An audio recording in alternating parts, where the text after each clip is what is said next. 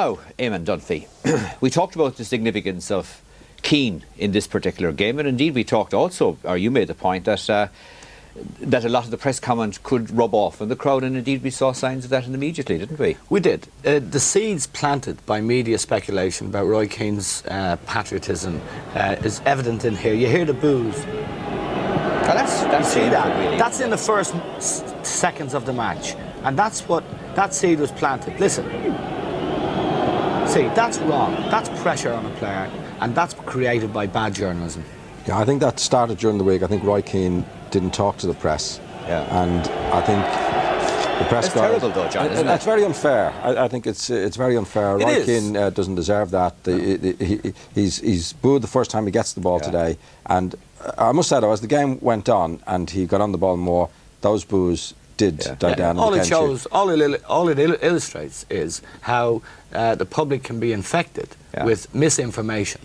And how did you judge his first half performance? Well, Roy Keane's a great player. He's redundant. We'll see in this little package, in these little clips now. It's like having your Rolls Royce in the garage, you know? Here he is, he gets on the ball, and what can he do here? Now, if you just hold it there for a second, the theory is that he'll get forward. This is what Mick McCarthy told us, and cause damage. But you watch these clips, if you run it on, he doesn't get forward.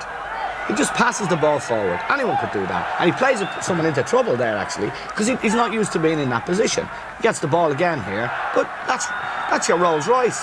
And you have the minis in midfield, and you've got the Rolls Royce at the back. Again, you see him get on the ball here, pass from Andy Townsend. Now, if you hold it there, now, if the McCarthy theory was right, after Roy Keane passed the ball from here, if he'd be moving back into this space to come in and do some damage in these areas here. But he doesn't. Just run it on. Nothing happens. You don't see Roy Keane again. You see, there's no benefit.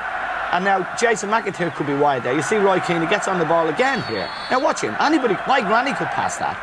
And he gets it back. And there's another granny pass. That's not... Roy Keane should be...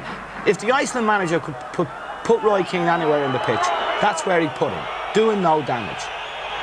And Dennis Irwin again, playing outside left, runs the ball out of play here. Now we see Roy Keane again here. What can he do? He passes the ball. And he doesn't actually take a very good position.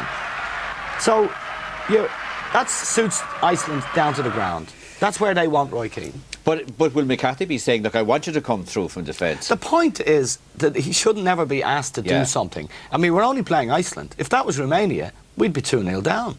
I don't think you can come forward in those positions anyway, Bill. I mean, you see a lot of Icelandic players back, and Roy Keane is playing at the back, and his main duty there is defensive duty. So if he runs forward willy-nilly, he's going to leave it exposed at the back. And that's, I mean, Roy Keane plays week in and week out for Manchester United in midfield. That's his best position. Okay.